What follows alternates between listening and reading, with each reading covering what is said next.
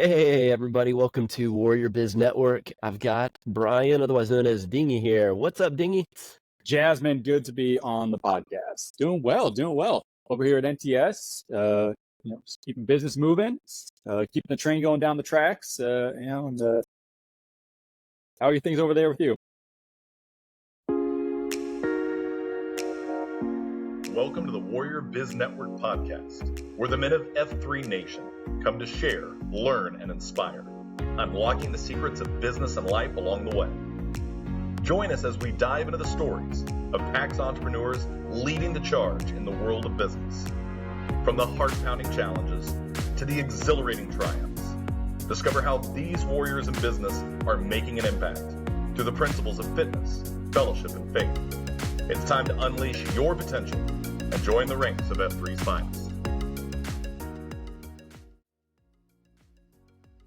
Man, they are great. I remember yesterday we were in the gloom working out, and it was like, hey, I need to get you on the podcast, and here we are like next day. So we make things happen fast. Well, that's how I have to be. Is as we're running, like, hey, we have to get back. I'm like, that's right. When you get back on the podcast, like, pull up your phone right this minute. That's the only way things tend to get done on my schedule. Is let's get it on the calendar right this minute. How's 11 o'clock for you? Great, perfect. Let's make it happen. The abstract, hey, like, nope, it's never gonna happen. You have to have. Let's get the calendar out right this minute. I mean, how many times do we leave meetings with people we have full intent on doing something with, and it's just like, hey, let's connect or let's schedule something in the future. And one of my hacks that I found works really well is just like, get it done now. Like, what can you do tomorrow at this time? And if not, what time works for you?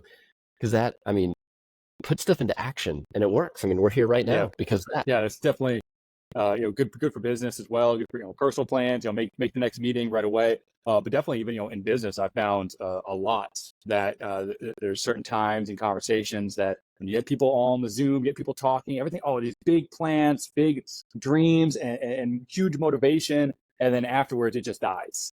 That's where these projects immediately just end. The motivation ends. The follow up never happens, and you really have to have those deliverables and an actual who's going to do what type of plan to actually get anything. Like I said, going down the tracks, you keep the ball moving, in any way. You have to have a little bit of forward thinking and planning on a lot of things I found. Yeah, it's kind of like the same rule that applies in sales, which is time kills deals. It also can kill meetings and things like this, right? The more time passes of like, hey, remember we talked about that thing? That can kill a meeting. So let's dive into you and your story, man. I don't even know this story. We've been working out together for a while. Where did Dingy come from? So you're F3 Alliance. So maybe how long you've been there and where your name came from. Boom, there you go. F3 Alliance. Let me give a little F3 story. At first I really thought I was going to be robbed at 5:30 in the morning, and this was a Facebook scam. Sincerely, I happened to be at the gym on a Sunday night, and I happened to be in the sauna after my workout, and I was scrolling on Facebook, and there's a group, Keller Dad Group, and it happened to be some random guy had posted about, hey, free workout group for men, F3, which I didn't even know what that meant at the time, and I was like, oh, that sounds interesting. Like I go to the gym by myself. That sounds like something I'd be interested in.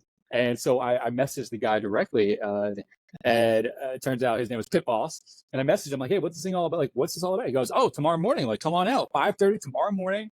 We're going to be there. We'll do a pre-ruck if you want to come before 5:30. And I was like, oh, yeah, sure. I'm like, I mean, I'll be up that early. I'll come. But I swear, like, I think I'm told me to be at this random park at 5 a.m.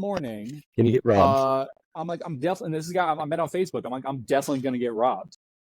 And sure enough, like I watched like this parking lot of like cars getting pulled in, and I kind of hung back a little bit, and maybe a little prepared if things were about to go down. But sure enough, I got the courage to get out of the truck and met Pit Boss and a couple of the other guys. We did a pre-ruck and just jumped right into it. And then after the PD, which interesting enough, it was actually a really hard one, which was for me probably a really good way to kick it off because it kicked my butt. It was more of a circuit type, out 100 yards, come back, just keep going back and forth until you can't do any more. We have a name for those, and so many acronyms. I forget what that acronym is. What do we call that? When you kind of do, we have an acronym for it. For the HIIT workout? Yeah, like when you do one thing on your own, and you just keep doing the work and keep running. Oh yeah, Yeah. maybe. So I know there's like the AMRAP, which is as many reps as And possible. okay, Is that the something like that. Anyway, okay? to continue. That's cool. So, Yeah, so yeah, Alabama Tech definitely kicked my butt. And then at the end of the workout, we did the circle, and I knew nothing about the nicknames. Actually, no one prepped me. No one said, "Hey, we're about to give you a nickname." No one even you told me that should there's have told. nicknames. They just skipped that whole thing. They never actually even told me, what F3 even stood for. They're just throwing about a whole bunch of acronyms. Hey, yeah, I'm the F1 for here. Oh, he's the F2. Oh, yeah, he's the Nantan. I'm like, I don't know what any of this is. Yeah, So they put me in the the circle. They Colts. tell, hey, tell you about yourself. And I start telling them, my family, what I do for a living, all these different things. And I start telling them, and I'm like, oh yeah, I really like boats. I have a boat like taking out on the lake, and they go, oh, boats. Your name's Dingy. I go, great. Then it's stuck. So now I'm Dingy because Now you're I told Dingy. them that I like boats. So for anyone out Yeah. there, ensure I have three. I Be careful. really like the story that you kind of came in cold from a Facebook post without knowing the mission or any of the details. You just like the challenge, and I think that's probably where a lot of guys can helps us get motivated. It's just a challenge. Early morning, do something Sure. hard. Don't have all the details, but that's great. So Yeah. tell us a little bit about like flipping to the business side. So the name of your company is awesome. Tell everyone the name of it and just kind of briefly what you guys do. Yeah. So the company is Name That Shingle, NTS, located in Roanoke, Texas, and we serve customers all over the country. And 1,000-yard view of what NTS does is we identify roofing shingles, roofing products. So a physical roofing asphalt shingle up on a roof. A roofer, contractor, public adjuster, attorney will mail us to Roanoke, Texas, a physical sample of that shingle, and we will identify the make manufacturer of that shingle, put together a comprehensive report about that shingle, and then deliver that to the customer. And now there's a lot of things that people then do with that report, which we can get into a little bit. But on a whole, that's what NTS said. We name that shingle. We identified what that shingle is. And that then leads into then the whole huge industry of insurance, roofing, public adjusting, filing claims, class action lawsuits, so between consumers and their policyholder. So that's kind of what we do. So your customers are the roofers. The roofers love you. Correct. Yeah, we are primarily, anyone can order a report. It's a transactional. Anyone can go on our website and order a report. But correct, we are primarily a B2B business. Our customers being those in the insurance and roofing space, being roofers, like I said, roofers, public adjusters, contractors, attorneys, whoever's representing a property that has a shingle that needs to be identified to continue their process. And that process could be an insurance claim or some type of issue with that roofing system. So, an example of someone that would typically use an NTS report would be some type of storm goes through, hail, winds, any type. A tree could fall on your roof, and the consumer, that the property owner, will call up their insurance company and say, "Hey, I got a damage to my roof." Insurance will come out, say, "Oh, well, actually, there's only $800 worth of damage, and your deductible is $3,000. Just call yourself a roofer, and they'll come out and they'll just do a repair." So then roofers that will come out that know about NTS, they'll take a look and say, "Hey, I don't actually know what this shingle is. I don't know if I can go and buy this same exact shingle to do this repair." So they'll order the NTS report, pull a sample, tarp over it properly, send us the shingle, we'll identify it and say, "Okay, this shingle we've identified that the manufacturer discontinued this in 2017. And here's all the documentation from the manufacturer explaining why this was discontinued and when it was discontinued. But more importantly, it is no longer compatible with anything else that they make." And then it goes into all these different statutes and laws, ordinance and law about mixing shingles, what it is to indemnify a customer with their insurance policy, putting them back to a pre-loss condition, and then who warranties it. So you can't go and take one manufacturer, one type of shingle, put it on top of another shingle. Because if there's a leak, no one's going to warranty it, and then you may have done $200,000 kitchen damage. So continue the process.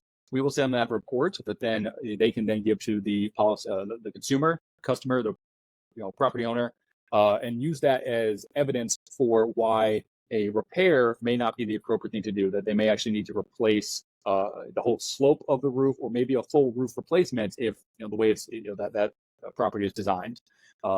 Now we're third party independent. We're actually very indifferent on what the shingle is. If it's available at Home Depot or at a supply house, we'll tell you that. We have no additional process beyond when we hand over that report. So that's important. We're not public adjusters. We're not attorneys. We just identify it, but it is what's used in the process. That's great. So you kind of have two people that you're helping in the situation, or maybe three, if I guess you include insurance, but the person that has the damage done, like they just get like an unbiased report, like here's what we found. And then the roofer, that could give them an honest way to help guide someone to, you might actually need your full roof replaced. So it could be helping the roofer make more money, helping the homeowner make sure that they're getting the right fix. It's not just a quick fix that ends up costing them a $200,000 kitchen. Right. Now, in that example I used, the homeowner may still have to pay their deductible. So it's, it is going from them from an $800 potentially repair to a $3,000 deductible, but now they're going to get a whole new roof on there.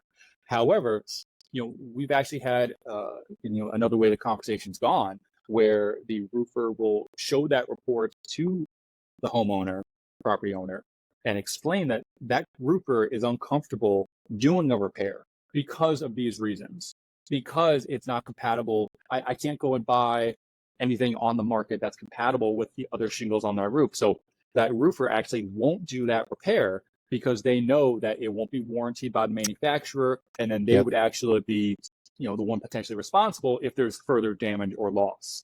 So it's a huge space, and that is where then public adjusters come in and where attorneys come in, where it turns into a little bit of a legal situation on who holds the responsibility, who's going to put this customer back in a pre-loss condition.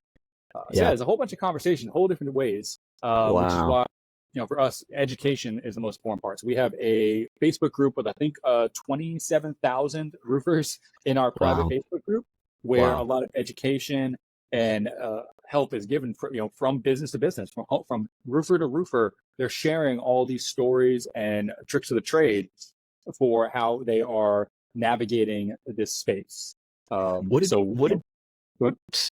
Sorry to interrupt, but what did folks do before Name That Shingle? What did roofers do when they were invited out? Like, what was the process? Sure. So it was a little more difficult for the roofer. So roofers would, and so it's important to know, and many of our customers know exactly what's on the roof. They've been a roofer for 30 years. The owner, they know exactly. They can look at it and they say, "Oh, I know what this shingle is. I've back 10 years ago, I put on hundreds of these roofs. I know what this shingle is." But they need the report.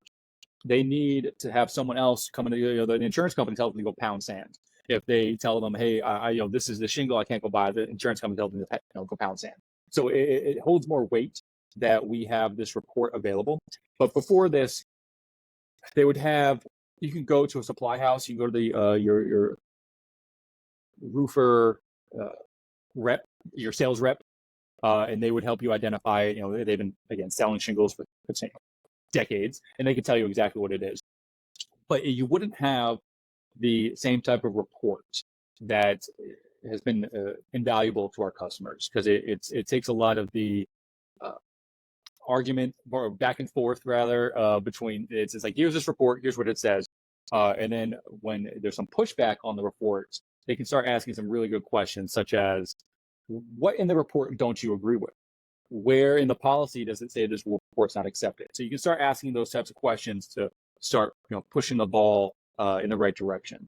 And again, we're third party independent, so we don't care either way on what happens. We obviously want to see. I think what we do is really important because it helps homeowners get. This could be a terrible loss for them. Their home has been destroyed. This could be someone, all different types of levels, social economic levels, and this might be devastating for them. It might just be a pain in the butt. We don't know, but I think what we do is important because it's advocating facts for what should be done in this situation. And if you're paying for anything, even for your car insurance, anytime, if you're paying a premium every single month, you're paying a lot of money every year, years, decades to this company that you think is looking out for you, and then you actually need to call them up for help, and now they're telling you, oh yeah, we're not going to help you in this situation. I like that we're on the side that is Yeah. using the facts, the evidence base, to try to make sure what should be done is being done. And by So this is educating kind of a roofers, go ahead. yeah. I was gonna say kind of left field question. I mean, if a roofer knows you exist and the problem you solve, what reason would they have not to go down that path, not to use you guys? Right. It's education. There's a lot of roofers still out there that don't know about us. There's a lot of roofers that have just been doing it, a certain way, that they've just gone up there and done repairs, and that's just what they do. They get a call, they go do a repair, and they bounce from house to house to house. And a lot of them just don't know about this process. So that's why when we go to conferences, so we don't do the trainings ourselves, but when we go to conferences and we set up a booth and there are trainings throughout the conference, that's where these roofers are getting educated about what is available in this space. So kind of like really the differentiator is you have in any space, in any markets, any industry, you have those that go to the conferences and go to trainings and continue their education, and you have those that have just been doing it the same way for years and years, and that they're okay at a certain level. But I can confidently say that some of the largest roofing companies in the country use NTS reports many times a month, and they use us a lot. Yeah. And they are the biggest companies in the country, and they kind of that's kind of a differentiator. That's good. And what is your role, Dingy, with the company? Yeah, I am the COO, Chief Operations Officer. So I run the shop here in Roanoke, Texas, and I'm kind of the we call the integrator, the get stuff done kind of guy. So I deal with everything from our website. We're working with our website builders, marketing companies, to I'm here at the shop right now. I work with the guys. Everything and anything that actually goes into the actual running of the business, I do. That's a big role. So guys listening or watching this, this is why we do this. You might not be a roofer. You might not, need to have your shingles looked at right now. But if you know a roofer in your community, make sure you introduce them to this process, because the truth is the problem that they're solving is such an awesome problem. And the biggest hurdle right now, it sounds like, is maybe just awareness, like getting more roofers engaged into knowing what they do. And I am blown away, man, on the size of that Facebook group. 27,000 people in your Facebook group. So for other business owners, entrepreneurs out there, how in the world did you guys grow that group to 27,000 people? That's a big number. And it's all mostly been organic. We did a Rocket Genie retreat, which has helped spread the word as well. Running some Facebook ads, some more funnels to get people to join the group, and then to start using NTS we built a subscription model. So we built NTS Plus using Genie Rocket, and that's been helpful. But really, it's just been when we go to a conference or there's some type of training where they mention NTS, we can see a huge spike. But it's also just people in companies sharing that information with their buddies. They're all friends. They all talk like, hey, if you're not part of NTS, use NTS, because it is a extremely active group, very active group. Wow. Tons of posts a day, because there's people that just maybe just want help identifying the shingles. So people all day will post photos of shingles or roofs and ask, hey, does anyone know what this is? And they'll say, yep, that is a such and such shingle. You should probably order an NTS report. Hey, is this available? And if it's available, and they can say, yeah, that's a such and such shingle, it's available, great. They don't need an NTS report, in that type of situation, potentially. So they'll go to the supply house and get it. Hey, do you know what color this is? So what we do is not a secret. It's the saving time, energy, where you can just go in on our website, buy the report, send us the sample. These business owners and these roofers are busy, and they're out there where they're making their real money by going from house to house to house. They don't want to be doing all the paperwork hunting, or that. We make it a lot simpler for their process. Yeah. Well, I think there's something to learn there too. I mean, again, entrepreneurs, business owners listening, building a group that is having discussions to solve a problem. I mean, that's massive, because if you heard what Dingy said, he's not in there saying, "Hey guys, you should order a report." He's basically created a safe house for roofers to come and have conversations and actually ask each other, like, "Hey, do you know what this is? Do you know what this is?" And if I heard you right, other roofers are telling people like, "Hey, just to be sure, you should probably just go ahead and order a report." Like they're basically selling for you in the group. For sure. It's absolutely an amazing blessing that our customers are our biggest advocates that will every single thing. Oh, order an here's what it is, NTS report, and they stick up for us. They out there selling for us, advocating for us. We have almost, besides me and the other owner, everyone else, all the other admins on our page are all customers. And as for admins, as in like who's going through the post and making sure there's nothing inappropriate or removing inappropriate content. So they're out there. They love the group, and it's certainly an high tide raises all ships type of situation where at first there was a little bit of hey, some people not thinking they want to be helping others or not sure about this is the right way for the industry. But in fact, it's changing the industry.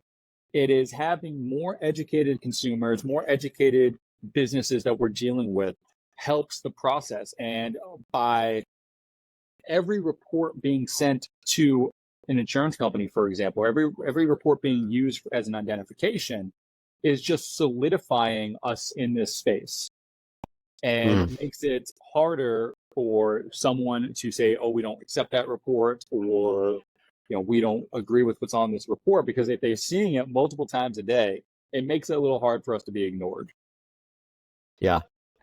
So, and I'm just thinking, I mean, I think the biggest takeaway here, one, obviously, guys, if you're a roofer, know a roofer, like share his information, name that shingle, NTS. I mean, yeah.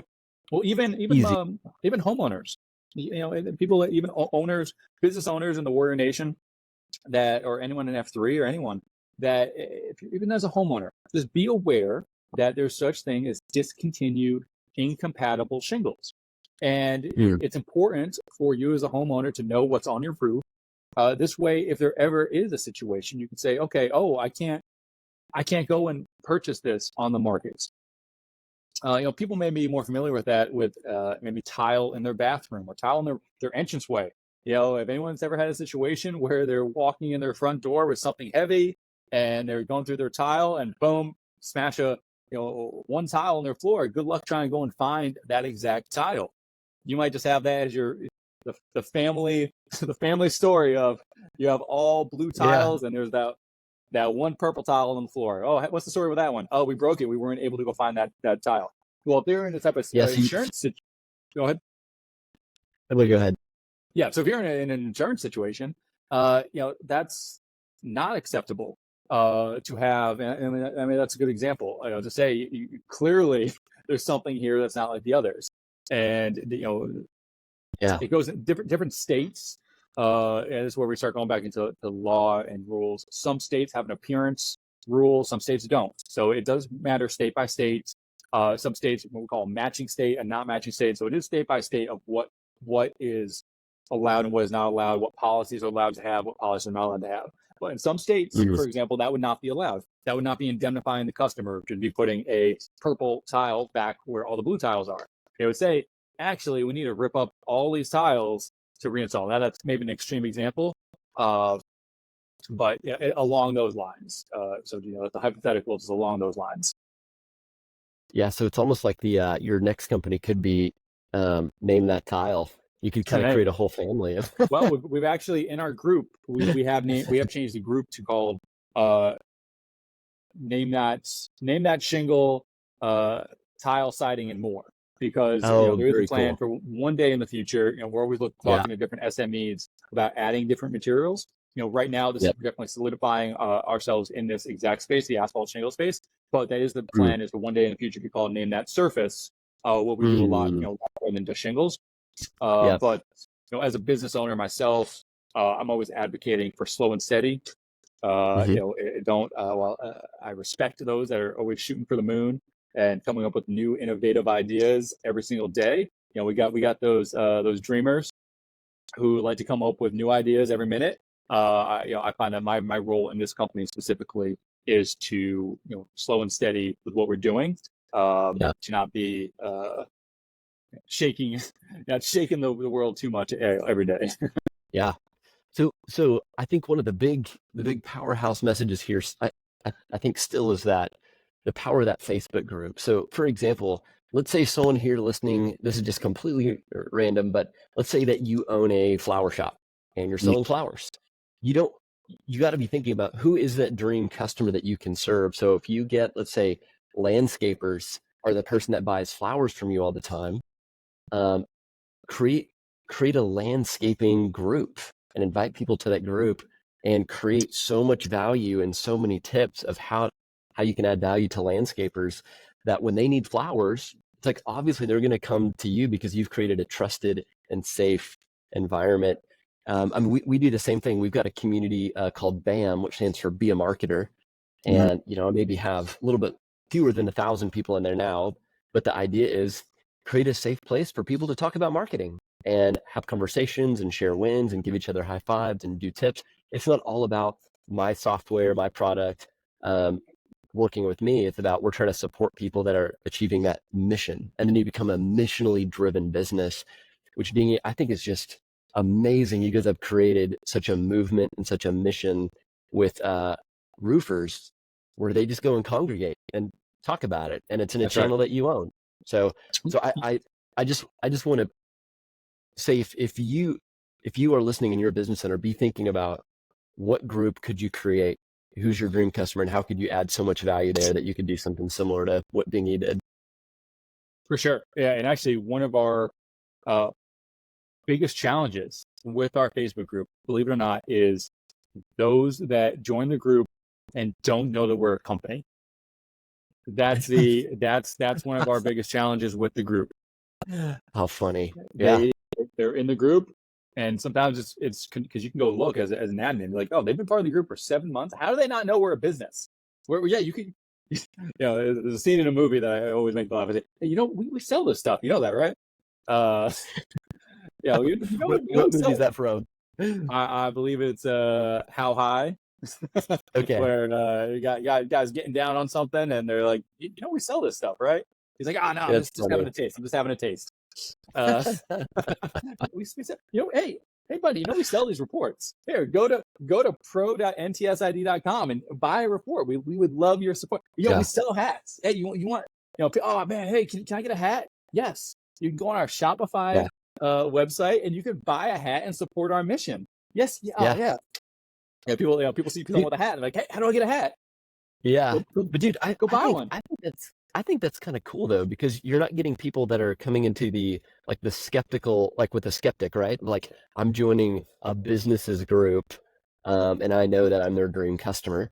I mean, that's the same reason why we created BAM. It's not called Genie Rocket. It's called BAM for Be a Marketer. Like, hey, come to a community. Yeah, and definitely. Learn how to be a marketer. Kind of, skirt it from the side. That'd be a huge strategy for sure. Because we have this huge group of people helping out, wanting to help out, advocating for our company and sharing information. So yeah, you could be on part of that group if you're a roofer for years. You never have to order a report. We're not going to kick you out. If you're there, just supplying information, helping out others, asking good questions. And we really monitor that group, really closely, and and really serious about our rules, which is no unapproved advertising. Everyone there is a business owner. You can't all be information and good content first. Sorry, but we don't want stupid memes. I mean, I love memes. Memes and GIFs are but we don't want stupid memes all the time. Don't be sharing the same video 1,000 times. We're really strict. It's a business group, and we're really serious about that. I think that's why we get so much interaction and why people love it so much. But yeah, I was actually mentioned with the hats. It's still amazing to me that we have a business that people go and buy our merch. That still blows my mind. That's incredible. We have customers who go and buy their whole team polos and hats because they want, when they go out and meet with customers, they want to show that they're representing NTS. We have decals. We have now hundreds, if not thousands now, of roofers driving around right now with an NTS decal on their back of the window. And it's almost if you see a roofer that has an NTS on the back, you know that they're part of the club. You know that they know what's Wow. up. They're good.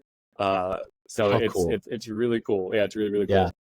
Man, that's good. I mean, it's kind of like the same thing, like the missional thing of S3, right? It's a movement, it's a mission. You want to wear the stuff, you want to share the message. So what a neat way to For sure. have a business that can do that too. Yeah, you know, if I was out at the store or walking out from church or something, I see a guy with the F3, you know, I'm going to talk to him. Like that's like too cool. You know, me and another guy, F3 guys happened to see each other. We were talking about F3, and some guy overheard and came over. Hey, you guys talking about F3? Like, yeah. He goes, oh, I'm actually part of F3 in a whole different region, but you heard us talking about it, which is so cool. And you know, the same thing. You know, we hope to build with NTS, but yeah, the F3, you know, the great fellowship for sure. And you know, people come from all different walks of life, backgrounds, and it's just something about, I think, at least my opinion on it is the waking up that early. That's the commitment. That's the blood sacrifice that you kind of differentiate people and weed out who's in and who's not, because it's an easy thing to do. Anyone can do that, right? Anyone can get there at 5:30 in the morning, but it's those that make that commitment and actually show up. I think that's why you find they're all a little living off with a lot of them in a good way. I agree, man. I completely agree. I think that's a good filter. Well, man, I'm kind of winding down here. I applaud you Sure. for what you've built, and I think all entrepreneurs here can really take a lesson on. It doesn't matter what kind of business you're in, but when you take that really missional approach, like create that movement, create that mission, create that culture. I know there's our buzzwords, but you're hearing from someone that's actually done it and is living it and is sharing stories of how that's impacting their business. So figure out how you can do that for your business. What do you need to do to help create that community and create that culture and make your customers actually want to go buy merch from you? That's right. Join your group and buy merch. That's amazing. I think, yeah, that's a good litmus test for sure. Yeah. So Dingy, in closing, is there anything else that you'd like to share, either about F3 or about your business, that you'd like these guys to know? No, just what I enjoy about business, for sure, F3 business, is the fellowship of it. Business is the figuring stuff out type of situation. So, along with the, if anyone needs any need for an NTS report, which is probably a little too niche for a lot, but just the getting stuff done type of stuff, that's what I'm good at. So if anyone did ever have any questions, want to just soundboard an idea, or someone to discuss, I'm always available. So that's the part of business I enjoy, is the challenges and just kind of figuring it out. That's the fun parts for me. So if anyone ever wants to network, let me know. Awesome. That's great. Well, guys, if you want to connect with Brian, you can look him up on the Warrior Business Network, obviously, for Name That Shingle or NTS. And then what's the best website for them to go to as well, Brian, if they want to check you out? Yeah, if you want to check us out, go to pro.ntsid.com. So pro.ntsid.com. That's great. Cool. Well, thanks for being on the show. Guys, if you haven't signed up yet for Warrior Biz Network, you can sign up for free. Just go to warriorbizNetwork.com. You can catch some more great podcasts like this. So thanks so much for being on the show. And Thank we you, will I'll catch you in the gloom soon. Thanks, I'll my see you in friends. the gloom. All right. See you in the gloom. Take care. Bye.